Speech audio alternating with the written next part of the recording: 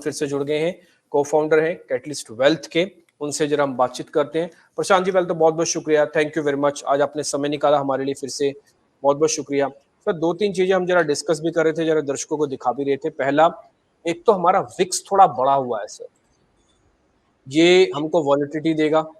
दूसरा, मार्केट ने 500-600 की अहम सपोर्ट एरियाज को ब्रेक किया है, 14,500-600 की। तीसरा, बैंक निफ्टी का कोई सपोर्ट ही नहीं मिल रहा, वो पानी की तरह बहे जा रहा है, थोड़ा नीचे आते जा रहा है।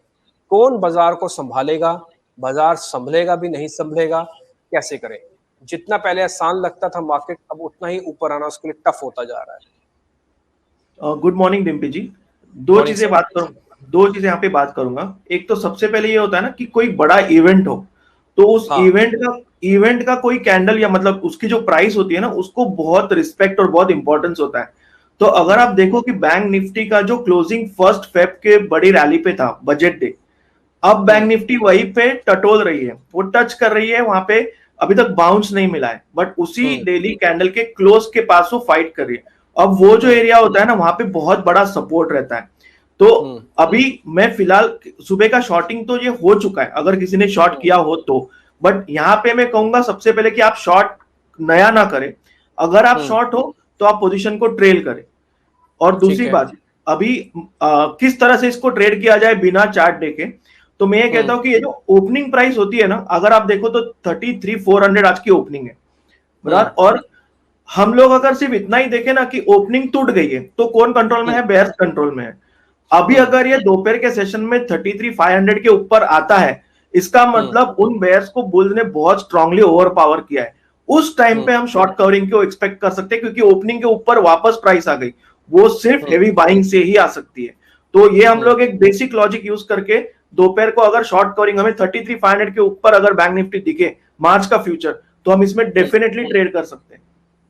ठीक है, तो आप आज की अगर मैं समरी में आपसे पूरा सारसा समझूं, तो जिन्होंने सुबह सुबह बेच दिया तो ठीक, अब मार्केट को बेचना नहीं है। सही बात, आप ये पहला पॉइंट तो क्लियर कर रहे हैं कि अब मार्केट को बेचना नहीं है। पहला पॉइंट, पुल बैक आए ना वो अलग बात है, हाँ, मार्केट को बेचना नहीं है, ये बात बिल्कुल क्लियर हो चुकी है। अभी आप बता रहे हैं, पहला पॉइंट। दूसरा पॉइंट, सर अगर ये पुल बैक आता है, इसकी प्रोबेबिलिटी, इसके चांसेस कितने हैं पुल बैक आने के आज के लिए? मुझे बहुत स्ट्रांग इसलिए लग रहा है कि 14,500 जो है, 14,500, वो पूरी दुनिया को पता है कि सपोर्ट है, अब उसको तोड़ दिया है। बट अगर ये स्ट्रेलिंग स्ट्रांग होती तो अभी तक 14,320 तक आई होती, बट अभी तक वो अब तक वहां पे नहीं आई है। इसका मतलब सेलर्स में उतनी पावर नहीं दिख रही है मुझे। तो इसके लिए मैं वेट कर रहा हूं, क्योंकि एक्सपायरी के दिन सबसे बड़ी बात होती है और सबसे अच्छी बात होती है, ऑप्शंस का प्रीमियम खत्म हुआ रहता है, उसमें सिर्फ जिसे इंट्रिंसिक वैल्यू कहते हैं वो बची होती है। तो अभी अगर आप देखो 14,500, 14,550 के कॉल लगभग खत्म हो चुके हैं।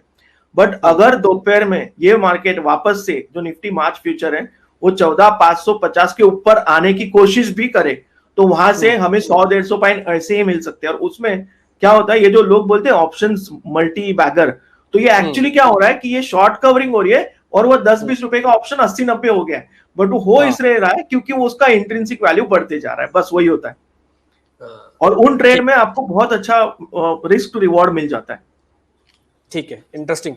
एग्जैक्टली सर, हमने यही बात अभी निफ्टी पे रखी थी कि निफ्टी के अंदर आज का दिन अगर वापस से हमने, भले हम फर्स्ट हाफ में अचीव करें या सेकंड हाफ में अचीव करें, एक बार अगर हमने 14,500 को अचीव कर लिया तो फिर थोड़ी बहुत शॉर्ट कवरिंग आएगी। वजह लंबा वीकेंड सामने है, वजह आज की मार्च की एक्सपायरी है।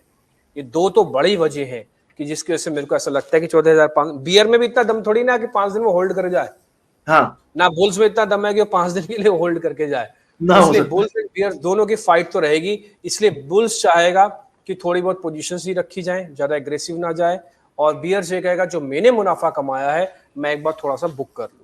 तो टिपिकली वो शॉर्ट कवरिंग ही होगी, फ्रेश बाय शायद नहीं हो मार्केट के अंदर। और शॉर्ट कवरिंग और फ्रेश बाय में फर्क होता है।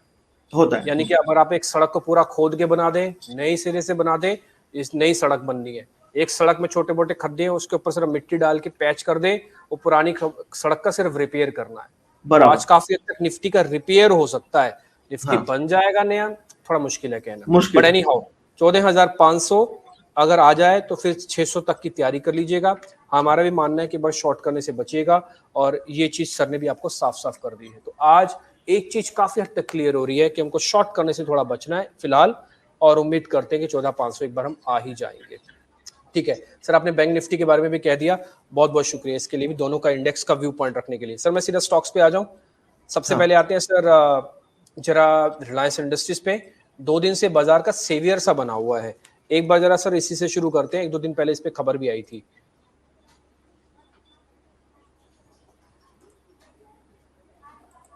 सर रिलायंस पे क्या करें?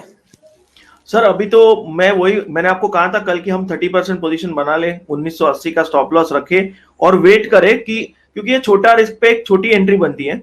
अब अगर ये 2100 पे ऊपर जाएगा तभी हम इसमें एग्रेसिवली एंटर करेंगे, क्योंकि तब हमें प्राइस ये कंफर्म करेगी कि हम ऊपर जा रहे हैं, तो हम उसको एग्रेसिवली एंटर कर सकते हैं। ठीक है, 2100 जब तक नहीं आएगा आप इसमें 30% पोजीशंस बनाने के फेवर में ही है, जो ऑलमोस्ट आपने कल भी बात रखी थी। हाँ, कि भाई ठीक है 30% अपनी पोजीशंस को बना लो, लेकिन हाँ, अभी एग्रेसिवली ऊपर मत आओ। हाँ, तो 2100 के ऊपर ही आएंगे सर, एग्री मैं आपके साथ पॉइंट के साथ और आपके इस व्यू पॉइंट के साथ 100% एग्री करता हूं। और आपने मेरे को अच्छी तरह से याद है, आपने 1980 का हमको एक स्टॉप लॉस भी दिया हुआ है। हाँ, हाँ, मेरे को अच्छे से याद है, तो हम वही स्टॉप लॉस को एक बार वापस से नोट भी करवा हाँ, देते हैं दर्शकों को। 1980 रिलायंस के लिए स्टॉप लॉस है। ठीक सर, आपने रिलायंस का जो टारगेट दिया था वो दिया था 2250, कम से कम। ठीक है ना? तो 2250 हमारा टारगेट हो गया। आप चाहें तो सीएमपी पे भी पोजीशंस ले सकते हैं, बट कंडीशन अप्लाइड 30% पोजीशंस लीजिएगा, और रिमेनिंग हम 2100 के बाद लेंगे। फिलहाल 30% पोजीशंस लीजिएगा। तो ये सारी चीजें हम आपके सामने क्लियर रख रहे हैं, ये लिखतम वक्तम दोनों हैं, आप इसको चाहे तो नोट भी कर सकते हैं, और बात तो खैर हो ही रही है। सर 1-2 जरा मैं शेयर्स पे और आऊंगा, आपसे जरा आइडिया लेता हूं। आज ना स्टील कंपनीज में वापस कुछ दम है, ये पुल बैक है। आपको ध्यान है परसों हम आपसे डिस्कस कर दे हिंडाल्को, टाटा स्टील, आप भी कह रहे थे कि कोई खबर आई हो तो पता नहीं, बट ये पुल बैक भी दे सकते हैं। आपने मेरे को हिंडाल्को का एग्जांपल देके बताया था, जब आप हिंडाल्को बता रहे थे आपने टाटा स्टील का एग्जांपल देके मेरे को, मैंने टाटा स्टील का दिया था, है ना? तो आपने दोनों चीज बताई। सर आज जरा जेएसडब्ल्यू स्टील को देखो, आज ये मेरी लिस्ट में ना बहुत अच्छी पोजीशंस में है। जरा जेएसडब्ल्यू स्टील, इस पर आपका व्यू पॉइंट सर।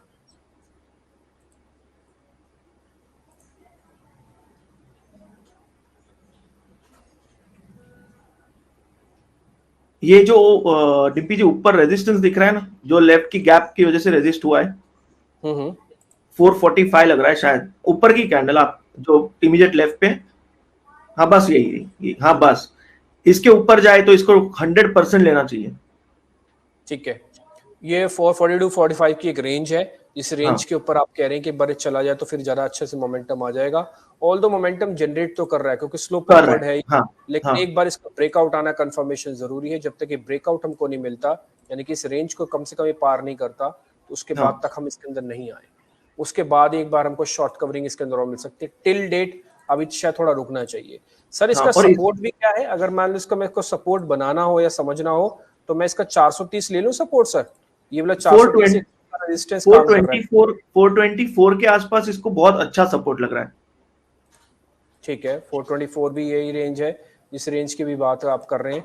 और मैं जरा ये भी मार्क आपके लिए कर देता हूँ कि 425 की सर का व्यू पॉइंट क्यों है, क्यों यहाँ पे इस 425 को बताया जा रहा है कि 425 आपके लिए इंपॉर्टेंट है।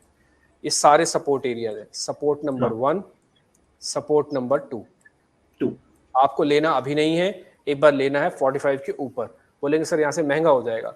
महंगा, एक पुरानी कहावत है प्रशांत जी, आप तो सुनते होंगे, महंगा रोए एक बार, सस्ता रोए बार बार। तो सस्ते के चक्कर में मत रहो, सही बात अच्छी चीज ले लो, महंगी चीज ले लो, कोई बात नहीं। एक ही बार रोना पड़ेगा, अरे भाई साहब महंगा आ गया, भाई साहब महंगा आ गया, ठीक है कोई बात नहीं, बट आप अच्छे से निकल जाओगे इसमें आगे। ये जेएसडब्ल्यू स्टील के कुछ फाइनेंशियल्स डाटा हमने ट्रेंड लाइन के कटसी से लिया है, और इसमें ड्यूरेबिलिटी 35 मार्क्स है, उतना अच्छा नहीं है। वैल्यूएशन को लेकर अभी 29 मार्क्स है, उतना अच्छा नहीं है। मोमेंटम है इसके अंदर, मोमेंटम ही देखो, सही बात का मोमेंटम आपको यहाँ पे दिख रहा है, तो ये इंटरेस्टिंग है।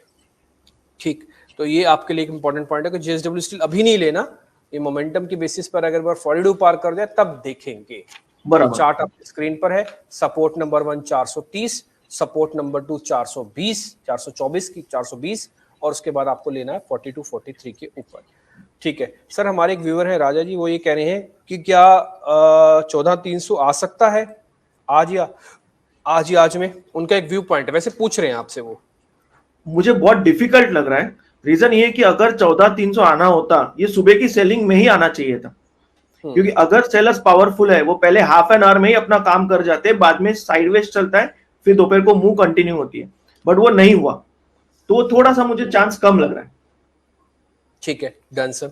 सर एक शेयर में जरा आपसे पता करता हूँ, थोड़ा मार्केट का ना हैवी वेट है, वो है HDFC, खाली HDFC। जरा सर इसको देखना आप, ये चल रहा है 2450 के नीचे, ये तो ना थोड़ा सा कमजोर हो रहा है सर। इस शेयर को आप जरा आप देख भी रहे होंगे, मैं इसको आवरली चार्ट में एक बार जरा कन्वर्ट करता हूँ, देखिएगा ये लगातार डाउनवर्ड स्लोपिंग है सर। ये 50 रुपए और तो नहीं टूट जाएगा आज ही आज में? ये एक्चुअली काफी वीक लग रहा है। मैं भी इसको सुबह भी ट्रैक कर रहा था, मतलब मैं बाइंग के लिए ट्रैक कर रहा था, बट कहीं बन नहीं रहा है पोजीशन, तो मैं भी इसको सिर्फ रडार पे रख, काफी वीक लग रहा है। वीक है? वीक है। ठीक है, डन। शॉर्ट करें या सर ना करें? जैसे आपने कहा नहीं, इंडेक्स को ऑलरेडी सपोर्ट पे आ चुका है, तो उसको शॉर्ट करने से मतलब नहीं अभी। शॉर्ट नहीं करें, फिर एक बार रुक जाए? रुक जाए। ठीक है, एक बार इसमें रुक जाते हैं। HDFC although it's a weak counter, short नहीं करना, इसका मतलब ये नहीं कि हमने आपको लॉन्ग करने के लिए अनुमति दे दी है, हम वेट करेंगे। हाँ, वेट करो एक बार इसका। इस शेयर में एक बार ना आपको खरीदना है ना बेचना है, लीव करना है। HDFC दिखाइए, HDFC बैंक नहीं, HDFC, खाली एक HDFC होगा, तो खाली एक बार HDFC दिखाओ। उसके बाद आपको सारे उसके फैक्चुअल पता लग जाएंगे, बट आप इन दोनों चीजों पे थोड़ा ध्यान रखिएगा। इसको हमको लीव करना है HDFC को। ठीक, ये पॉइंट आपके लिए यहाँ पे क्लियर हो गया। रही बात निफ्टी के लिए ऑलमोस्ट हमने एक रणनीति आपके लिए रख दी है कि फिलहाल चांसेस तो है एक बार पुल बैक हमको मिल जाएगा, ऑल्दो हम थोड़ा गिरावट तो दिखा रहे हैं, बट ठीक है, एक बार देखते हैं क्या होता है। बैंक निफ्टी ने इस बीच 33,000 को लेवल को एक बार ब्रेक किया है, ये कुछ एक इंपॉर्टेंट पॉइंट है। ये HDFC की वेबसाइट भी हम आपकी स्क्रीन पर भी दिखाई देते हैं। खैर एनी हाउ, हमने जरा नए शेयर्स पे भी आते हैं और जरा नए शेयर्स पे और चर्चा करते हैं। सर एक नवीन फ्लोरो केमिकल करके एक शेयर है सर, जरा चेक करेंगे। नवीन फ्लोरो, ये वीक लग रहा है सर, ये भी नवीन फ्लोरो केमिकल के सर एक सपोर्ट पे आ गया, ये सपोर्ट पे आया है, सही बात है, क्योंकि ये बॉटम क्या है, ये तो मल्टीपल बॉटम वाला सपोर्ट है एक्चुअली में। हाँ, क्योंकि यहाँ पे भी आप देखोगे एक सपोर्ट मिला हुआ है, यहाँ पे भी एक सपोर्ट इसको मिला हुआ है, एग्जैक्टली उसी लेवल पे अभी आके रुक गया, और इससे पहले यहाँ का इसका ब्रेकआउट भी है। तो सर क्या करें, रुक जाएं, इसमें है ना, करेंगे? नहीं, इसमें एक छोटा सा बाय बनता है, क्यों? क्योंकि रिस्क बहुत छोटी है, तो हम वो ले सकते हैं। एक छोटी क्वांटिटी से चालू करके ऊपर जाने पे हम ऐड कर सकते हैं, बट यहाँ पे रिस्क बहुत छोटा है, तो हम इसको डेफिनेटली ऐड कर सकते हैं, स्टार्ट तो कर ही सकते हैं। सर अगर मैं ऐड ना करूं और इसमें मैं पंगेबाजी ना लूं तो काम चल जाएगा क्या? काम चल जाएगा, क्योंकि ये अगर आप देखो इसको 2017 से इसका जो मूवमेंट है, ये एक kind of multibagger share है, तो ये जब चलता है तो ये वन वे चलता है, तो इसको हमें अगर छोटे छोटे रिस्क पे बाय करने का मौका मिले तो उसको हर बार लेना चाहिए। ओके, ठीक है, ये भी इंटरेस्टिंग है। नवीन फ्लोरो की वेबसाइट्स के हमने आपको कुछ एक इन्फॉर्मेशन आपको और दिखा रहे हैं कि ये कंपनी किस किस तरह के है। इनऑर्गेनिक फ्लोराइड्स बनाती है, रेफ्रिजरेशन में है, स्पेशलिटी फ्लोरोकेमिकल्स के अंदर है, क्रैम्स का कारोबार भी करती है, जो कॉन्ट्रैक्ट रिसर्च बेस्ड काम है वो भी इसका काम है, और इसके देवास में जो प्लांट है वो तो बहुत इंटरेस्टिंग प्लांट है। ये सारी की सारी इन्फॉर्मेशन इस समय भी आप अपनी स्क्रीन पर भी देख पा रहे होंगे। तो हमने क्या किया कि आपके सामने कंप्लीट पैकेज रखते हैं, कंपनी करती क्या है, उसके डाटास क्या कहते हैं, उसका चार्ट क्या कह रहा है, एक्सपर्ट्स का व्यू पॉइंट क्या है, इस समय की सिचुएशन क्या है। और मेरे को नहीं लगता नवीन फ्लोरो को इतना कोई टाइम दे रहा होगा कोई कहीं पर भी। प्रशांत जी आप भी कई जगहों पर जाते हैं, कई जगहों पर आप भी डिस्कस करते हैं, बात रखते हैं, जितनी तसल्ली से हम शायद चीजों को रख रहे हैं शायद ही कोई रख रहा होगा। आपके शो में, हाँ, आपके शो में एटलीस्ट पता चलता है कि क्या व्यू है करके। बहुत शुक्रिया sir, thank you very much. ठीक है, तो ये नवीन फ्लोरो को लेकर हमारा एक व्यू पॉइंट है। आपको लॉन्ग करना है या नहीं करना, ये फैसला आपका है। आपको शॉर्ट करने से बचना है, ये फैसला हमारा है। इस समय थोड़ा सा रुक जाओ, ऐसा नहीं कि गिर नहीं सकता, ऑल्दो वीक है तो गिर तो सकता ही है ना, लेकिन अपने इंपॉर्टेंट सपोर्ट पे है। तोड़ेगा तो गिरेगा, नहीं तोड़ा तो ठीक। आप अगर ना कुछ करें तो मैं उसमें ज्यादा राजी होऊंगा कि नवीन फ्लोरो पे ना भी कुछ करें तो चल जाएगा, क्योंकि आपको अच्छे शेयर्स यहाँ पे मिल रहे हैं। सोनम चुग, उनका एक सवाल है सर BEML पे एक बार जरा सर आप वो भी देखिएगा, फिर जरा अंबुजा सीमेंट पे भी चर्चा करेंगे आपसे। पहले सर जरा BEML एक बार जरा ये देख लीजिएगा सर, इस पे क्या करें।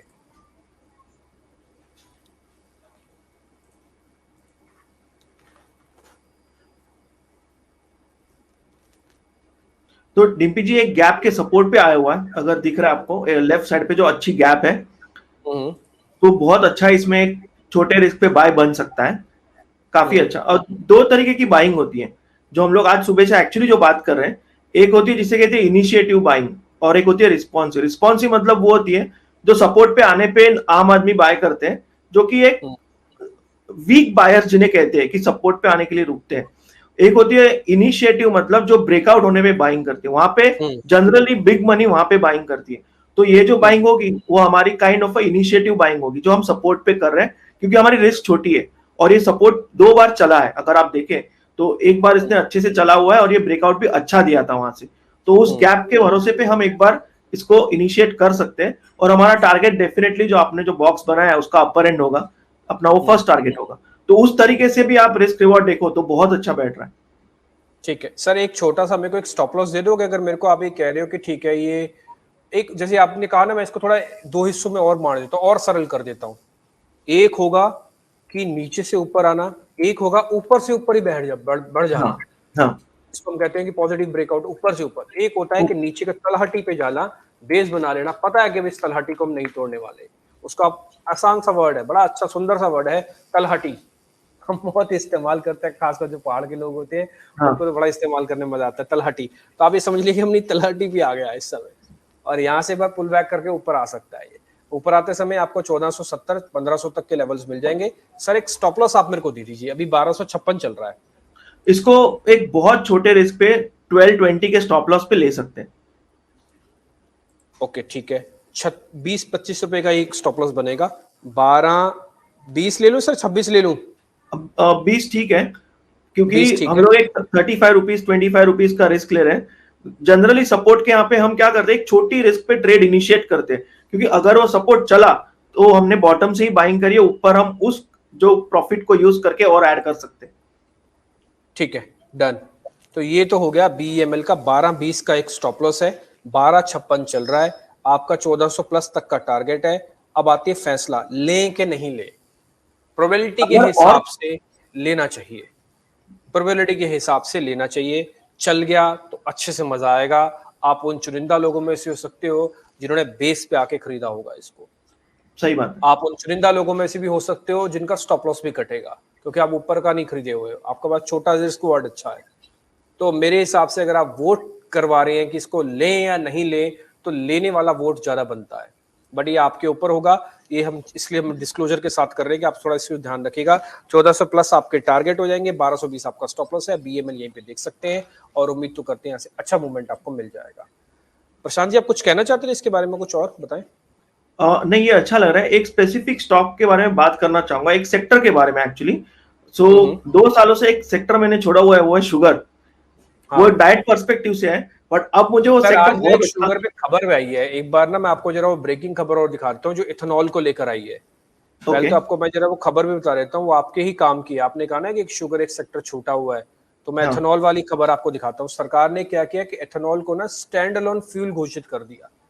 स्टैंड अलोन फ्यूल घोषित करने का मतलब है कि अपने आप में कि फ्यूल माना जाएगा। इससे पहले करते उसको हम ब्लेंडिंग के कैटेगरी में ब्लेंडेड फ्यूल मानते थे, क्योंकि पेट्रोल उसके अंदर जाके ब्लेंड होता था। सरकार 5% ब्लेंड करती थी, योजना थी कि 20% तक हम ब्लेंड करेंगे। कई देशों में होता है, भारत में नहीं, कई देशों में होता है। जहां जहां पे दिक्कत है ना पेट्रोल की, पेट्रोल महंगा मिलता है, इंपोर्ट करना पड़ता है, वहां वहां पे ब्लेंडिंग का सिस्टम निकाल रखा है। अब सरकार ये कहती है कि आप इसको एक काम करो, हमने इसको पेट्रोल डीजल के तहत E100 की इसको मंजूरी दे देते हैं, नोटिफिकेशन भी जारी कर दिया, आप इसको सीधा सीधा भी बेच पा सकते हो। अब ये शुगर कंपनीज के लिए टर्न अराउंड है। अभी सर होता क्या ना, शुगर के अंदर हमारे एक रिसर्च एनालिस्ट हैं, बहुत अच्छे से जानते हैं वो मामलों को, उनका मैं विवेक मित्तल। वो कहते हैं शुगर में जो, अगर मान लो 32 रुपए की शुगर बिक रही है आज, तो 29 रुपए तो शुगर बनाने की कॉस्ट है। और शुगर में पर किलो का जो मुनाफा आ रहा है किसी भी किसान को, वो आ रहा है सिर्फ 2 से 3 रुपए किलो के हिसाब से। और आगे चल के वो कह रहे हैं कि इथेनॉल में जो चीजें हैं वो ज्यादा अच्छी हैं, क्योंकि इथेनॉल बिक रहा है 40-45 रुपए के ऊपर और इंटरनेशनल मार्केट में भी ऑलमोस्ट ऐसा ही रेट है और बनाने की कॉस्ट भी कम है, तो वहां पे उनका मार्जिन हो जा रहा है करीब 10-12 रुपए, तो जो कि 3 गुना 4 गुना का मार्जिन है। तो ये एक इंटरेस्टिंग बात उन्होंने रखी हमारे सामने, हमको बड़ा मजा आया ये बात उन्होंने बताई। सर आप शुगर पे कुछ बता रहे थे, शेयर्स में दिखा रहा हूँ। तो बलरामपुर चीनी मुझे काफी अच्छा लग रहा है।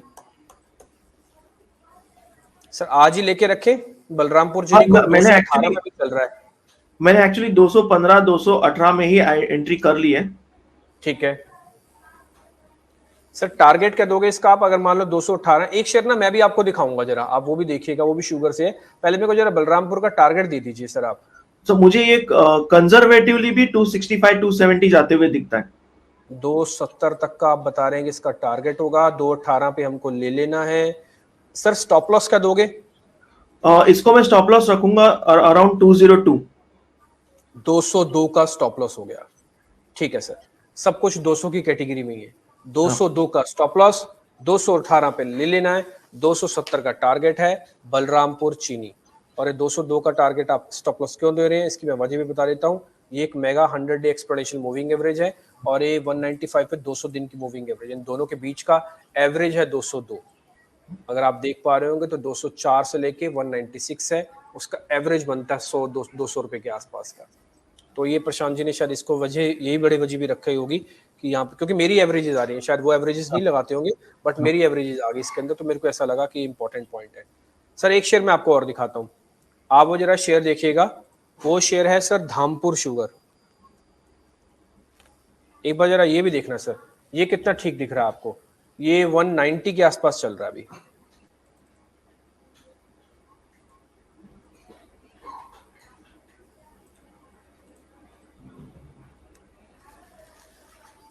इसने एक बहुत बढ़िया, अगर आप देखो तो वो चैनल ब्रेकआउट पे ही सपोर्ट लिया है। तो ये अच्छा लग रहा है, या इसमें मोमेंटम बन सकता है। तो इसको सर, इसको भी ले सकते हैं क्या? हाँ, अगर ले मैं सकते हैं। बलरामपुर के साथ पैसा बांट के दो जगह पे लगा दूं तो, क्योंकि मेरे को एक कंपनी में, शुगर कंपनी में पैसा लगाने में थोड़ा सा हिचक सी है। अगर मैं दोनों कंपनी में पैसा बांट दूं तो आप ओके करेंगे सर? परफेक्ट स्ट्रैटेजी रहेगी वो। ठीक है। अच्छा एक और चीज सर, अभी ये चल रहा है 188 का, आप इसका टारगेट स्टॉप लॉस भी मेरे को दे सकते हो। आवरली चार्ट तो मैंने लगा रखा है, मेरे को ऐसा लगता है कि 180 के नीचे नहीं जाएगा ये जल्दी जल्दी। आपका व्यू पॉइंट हाँ, सर? आराम से इसको 178 का स्टॉप लॉस बहुत आसानी से लगा सकते हैं। ठीक है, 178 का सर इसमें एक स्टॉप लॉस देते हैं। टारगेट क्या दोगे सर? अभी 188, मतलब ये 10 रुपए का ही रिस्क हो गया, और इसमें हम 220 216 के आसपास देख सकते हैं टारगेट। 215 कर दूं सर? हाँ, 215 कर दीजिए। ठीक है, 215 का टारगेट हो गया, 178 का एक स्टॉप लॉस हो गया। धामपुर शुगर भी यहीं पे खरीदा जा सकता है, जिसकी कीमत अभी की डेट 188 है।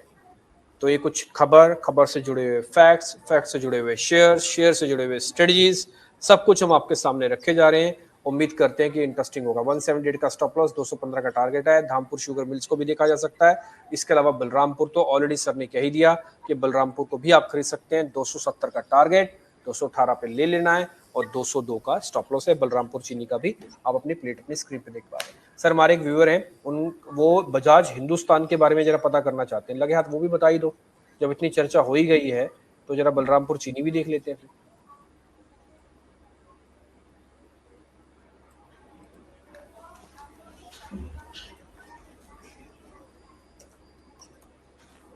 बजाज हिंद सर।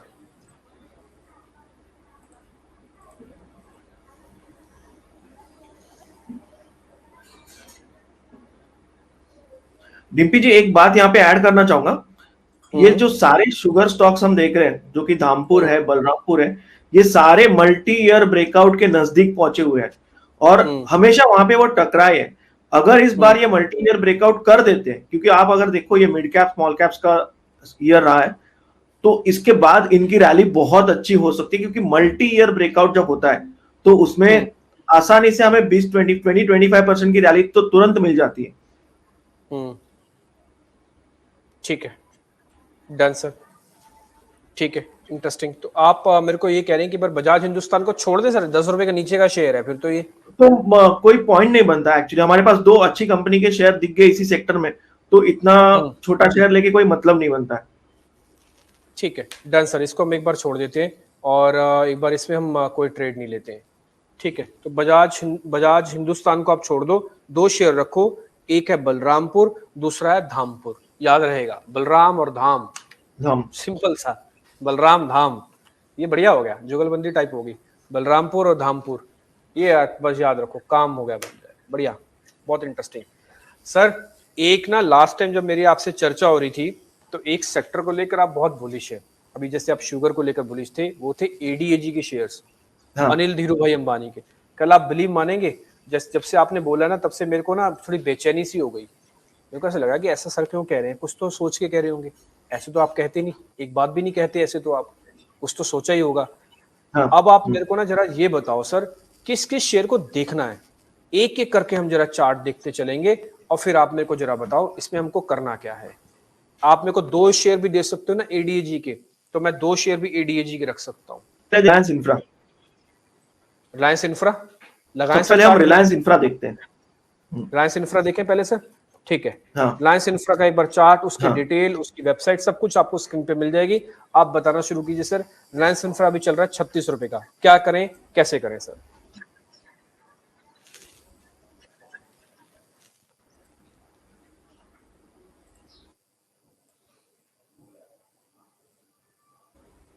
तो मैं ये स्टार्ट करना कि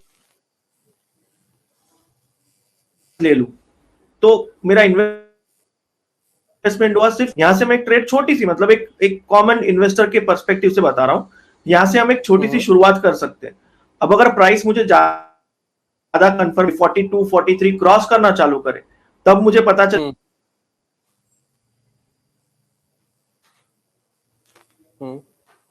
सर आपकी थोड़ी सी आवाज कट रही है, एक बार एक काम करें, हम आपको वापस से कनेक्ट करें। अगर आपको थोड़ा आवाज आपको कट रहा है, आप एक काम कीजिए, हम आपको ना वापस से कनेक्ट करते हैं अभी, तब आप हमारे साथ अच्छे से कनेक्ट हो जाएंगे, तो आवाज अच्छे से हम आपको फिर से आने लग जाएगी। लेकिन रिलायंस इंफ्रा का चार्ट एक बार इस पे आप जरूर ध्यान रखिएगा, ये एक मार्केट का मोमेंटम है। जब तक हमारे साथ प्रशांत जी वापस जुड़ते हैं, एक बार मैं आपको ना निफ्टी के चार्ट वापस से दिखा देता हूँ। जरा एक बार निफ्टी फिर से स्क्रीन पर आपकी आ रही है कि निफ्टी के अंदर हमको क्या करना चाहिए, कैसे करना चाहिए। 416, अभी हमने एक बार 500 तो तोड़ दिया, लेकिन मार्केट की हिम्मत जो है ऊपर आने की, वो अभी उतनी स्ट्रांग नहीं हुई है। रोक तो रहा है बट चल नहीं रहा अभी। एक बार जैसे सर का आज कहना था कि प्रशांत जी का कि एक बार एक वापस से मोमेंटम आएगा। प्रशांत सर वापस से जुड़ गए, एक बार उनको करें कनेक्ट और फिर से चलते जरा रिलायंस इंफ्रा पे। सर आप रिलायंस इंफ्रा पे कोई बात रख रहे थे अपनी। तो अगर आप अभी की प्राइस देखें अराउंड 35-36 रुपीज, तो अगर मुझे इसमें इन्वेस्ट करना है एक लॉन्ग टर्म पर्सपेक्टिव से, अगर मैं एक लॉन्ग टर्म इन्वेस्टर हूं और मुझे इसमें अच्छा वॉल्यूम दिख रहा है, तो मैं अभी क्या कर सकता हूं, मैं सिर्फ एक कॉमन इन्वेस्टर के हिसाब से एक छोटी सी 3500 की रिस्क लेने के लिए मैं 100 शेयर ले लूंगा, मैं वेट करूंगा ये प्राइस क्या दिखाती है। सर 100 शेयर से क्या होगा, 36 रुपए का शेयर है, 36 रुपए आम आदमी के लिए मैं बोला, क्या होता है जो नया आदमी शुरू कर रहा है ना स्टॉक मार्केट में, उसके लिए ऐसा होता है कि मैं 5000 के ऊपर रिस्क नहीं लूंगा, ये जनरल एक माइंडसेट होता है। तो उनके लिए मैं कह रहा हूं कि अगर जिनको शुरू करना है, तो आप जस्ट एक 100 शेयर लेके शुरू करो। अगर कोई प्रॉपर इन्वेस्टर है, तो मेरे हिसाब से आप सिर्फ 10% क्वांटिटी अभी ले लो, सिर्फ 10% ले लो। इसको थोड़ा प्राइस को, आप मान लो किसी ने कोई नया खाता खोला हो और पहली बार शेयर बाजार में आ रहा हो, तो क्या ओपनिंग एडीएजी के शेयर से कर सकता है? नहीं करना चाहिए, नहीं करना चाहिए।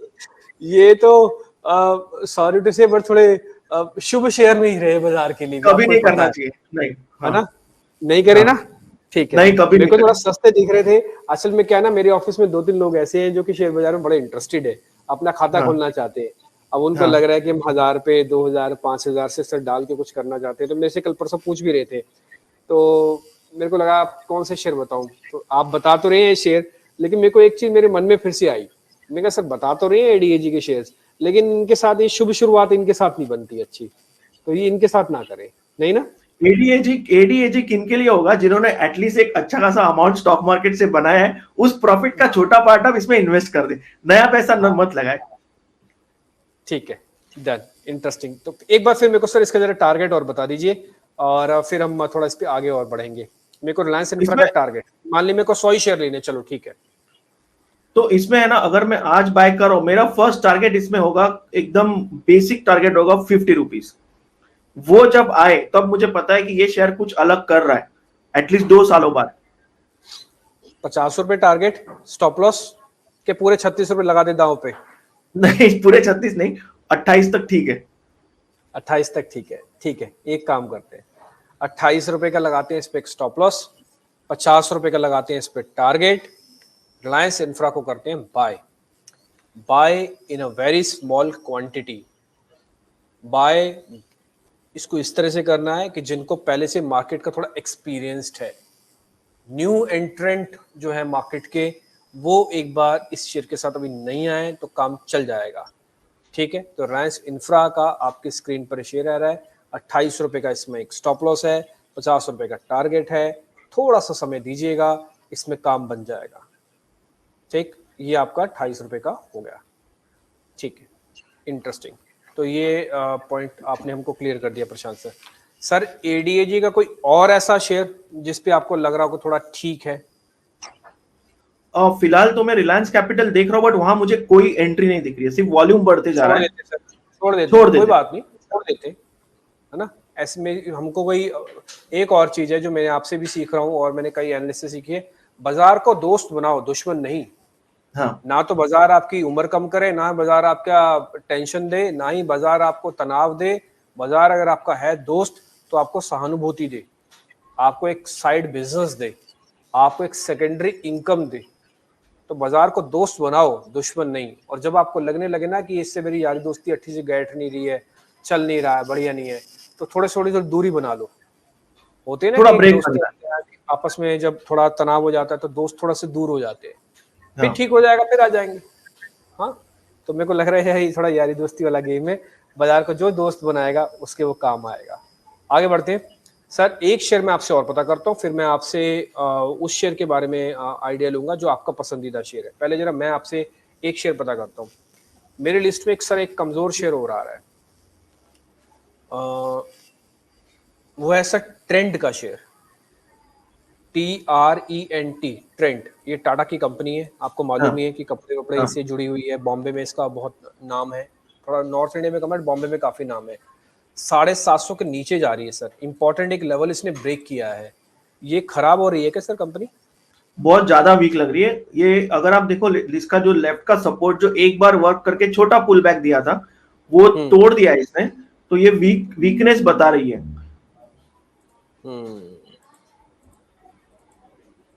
ठीक है, तो ये कहां तक जा सकता है सर? अच्छा सर, इसको शॉर्ट तो करेंगे नहीं क्योंकि इसका फ्यूचर अवेलेबल, शायद मेरे को चेक करना पड़ेगा फ्यूचर है भी कि नहीं है इसका, बट ये शायद इसी मंथ में फ्यूचर्स में आया है, मैं इसको ट्रैक नहीं कर रहा हूँ, बट शायद आया है ये।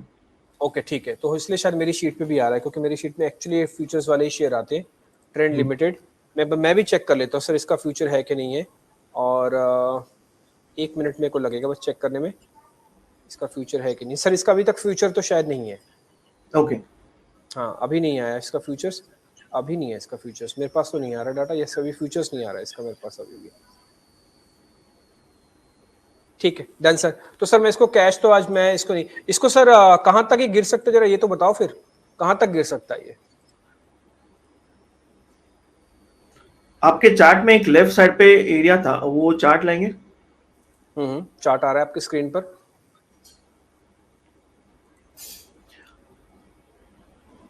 ये जो लेफ्ट साइड पे आपका एरिया दिख रहा है 694 695, हाँ बस वही, मतलब 700 पकड़ के चलो, थोड़ा ऊपर 700 के आसपास, वहां से ये अगर बाउंस हो तो भी ठीक है, क्योंकि ये अभी तो इसने बहुत मेजर सपोर्ट तोड़ा हुआ है। तो ये 700 तक आ सकता है ऐसी आपका मानना है? जल्दबाजी नहीं करनी, एवरेज नहीं करना, बाय नहीं करना, शॉर्ट तो आपकी मर्जी है। आप इसको इंट्राडे करना चाहें तो कर सकते हैं। फ्यूचर्स में तो मेरे पास अवेलेबल नहीं है ये शेयर, तो मेरे को लग रहा है डाउन ट्रेंड तो इसका खुल गया है। डाउन ट्रेंड कोई हाँ। बात नहीं है कि डाउन ट्रेंड में अगर इसी डाउन ट्रेंड को भी सिर्फ कॉपी करके चलूं तो 724, अभी 758 चल रहा है, 25 रुपए टूटने की और चांसेस है कम से कम। हाँ। और उसके बाद और झटका लग गया, मार्केट में उभार नहीं आया, चला नहीं, तो फिर दिक्कत बनेगी। खैर इस निफ्टी 14,400 पे ही आ गया है, डॉट 14,400 के आसपास अभी आके ट्रेड कर रहा है। लेट इट भी, देखते हैं क्या होता है। एक बार ना झकाता है आपको, आपको ना 10-15 पॉइंट से ऐसे लगेगा अरे अभी गया, और जैसे ही आप काटेंगे ना डर के मारे, एकदम से शूट करेगा, फिर बोलेंगे हे भगवान हमने काटा ही क्यों। एक्चुअली 4 दिनों से आप देखो तो कोई वॉल्यूम नहीं है मार्केट में। ठीक है प्रशांत सर, बहुत बहुत शुक्रिया, थैंक यू वेरी मच, आज आपने समय दिया, मजा आया आपसे बातचीत करके। एडीएजी के शेयर्स भी आपने हमको बताया, रिलायंस इंफ्रा और भी अलग अलग शुगर वाले शेयर्स पे भी चर्चा की, बलरामपुर धामपुर दोनों में पैसा बांटिएगा, लगाइएगा, काम चल जाएगा। बहुत बहुत शुक्रिया sir, thank you very much. Thank you.